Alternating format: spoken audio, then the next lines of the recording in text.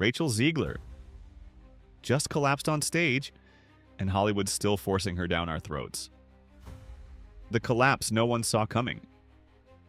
Rachel Ziegler had just crashed, and not just emotionally. In the middle of her live performance of Evita on one of London's most prestigious stages, she collapsed. Not stumbled. Collapsed.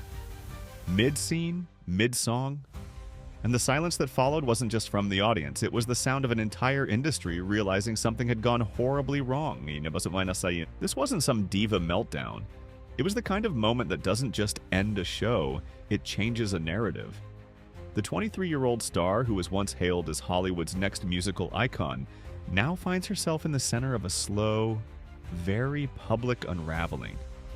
But this breakdown didn't come out of nowhere. It's been brewing. And if you've been paying attention, the signs were everywhere. Let's start where things cracked open. The Evita incident. Collapse on stage. It happened during a performance of Evita, a role so demanding most actors spend their entire lives building up to it. Rachel?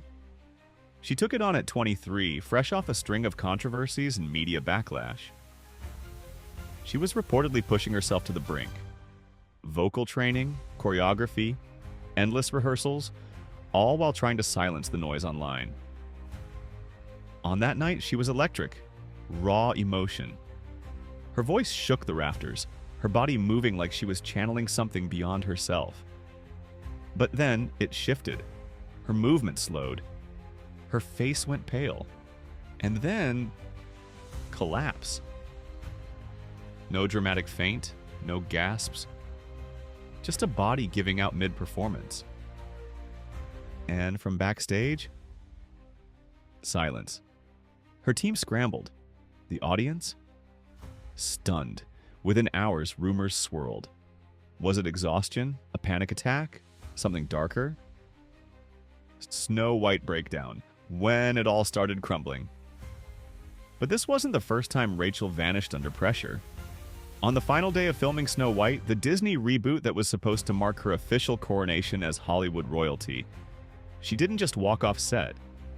She walked out of the industry's fantasy altogether.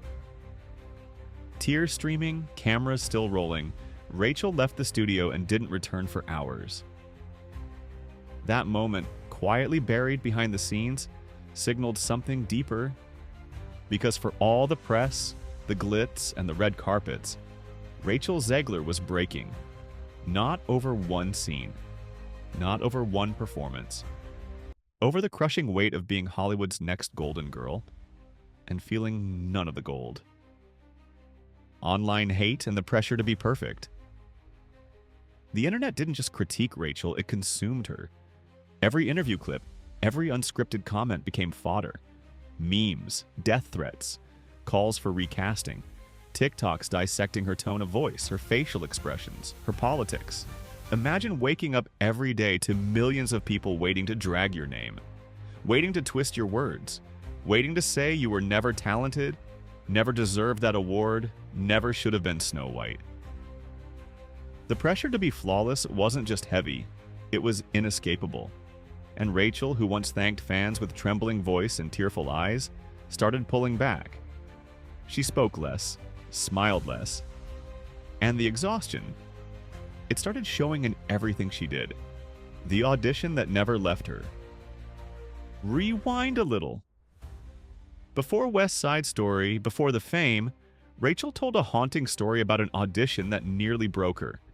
She was singing for a major Broadway revival, one of the biggest names in musical theater. And while she poured her heart into the performance, the producers ordered lunch. While she sang. It was humiliation in real time, but a week later she booked West Side Story. Spielberg himself picked her. Everyone called it a Cinderella moment, but maybe that audition didn't just light a fire, it lit a wound that never quite closed. Because even now, at the peak of her career, she still talks about that moment, as if every performance since has been trying to prove them wrong. From Golden Girl to Ghosted by Hollywood, she won a Golden Globe. She was Spielberg's star. She had the Disney crown, the Broadway respect, and a franchise under her belt. But fast forward to now, and Rachel Ziegler feels like a ghost in her own career. Talk of being quietly blacklisted isn't just tabloid fodder anymore. Directors aren't calling. Press tours are awkward. Roles that once seemed written for her are now floating to others. And the scariest part? The industry isn't making a statement. They're just fading her out. Slowly. Quietly. The way Hollywood does when it's done with someone, but doesn't want the backlash of saying it out loud. The woke trap. Did she speak too loud, too soon? When Rachel took the mic during the Snow White press tour, she didn't read from a script. She called out the outdated princess trope. She challenged traditional storytelling. She demanded better for women of color in film. She said what many were thinking. But she said it at Disney's table. And the backlash? Immediate. People accused her of being ungrateful, arrogant, trying to rewrite classics instead of honoring them. Even worse, some painted her as the face of woke Hollywood gone wrong. But here's the catch. When a white male actor lashes out, it's method. When a woman of color speaks up, she's difficult. Rachel wasn't just climbing a mountain. She was doing it blindfolded with Twitter torches chasing her up the slope. The Evita flop. When the theater said no thanks. Theater doesn't lie. There are no reshoots, no PR teams, no filters. And at London's Evita, the verdict was loud and brutal. Empty seats. Despite reports of $4 million in pre-sales, photos showed half-empty balconies. Reddit threads called it PR fairy dust.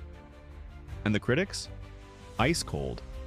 Because in theater, you can't fake buzz. You either move people, or you don't. Rachel was giving her all. That collapse on stage proved it. But effort isn't enough when the audience has already checked out. Fake stardom, real consequences.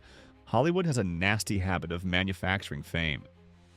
Remember Jai Courtney? Sam Worthington? Studios threw millions at them, but the public never bought in. Rachel's rise wasn't natural, it was packaged. She got the roles, the headlines, the red carpet treatment, but not the connection. And now, when people see her name, they don't think can't miss performance. They think, here comes another lecture. She's talented. She can sing. She can act. But if the vibe's off, if fans feel forced instead of inspired, the curtain drops, no matter how good the show is. Conclusion. The fan always has the final word. Rachel Zegler's career isn't over, but it's fragile. And not because of one bad performance or one bad quote or one role gone wrong. It's because the bridge between her and the audience is cracking. In this business, talent is just the entry ticket. What keeps you in the game is connection, trust, realness. And when the machine skips those steps, the fallout hits hard. Hollywood crowned her before we even knew who she was. Now she's on stage, pouring her soul out to a sea of empty seats.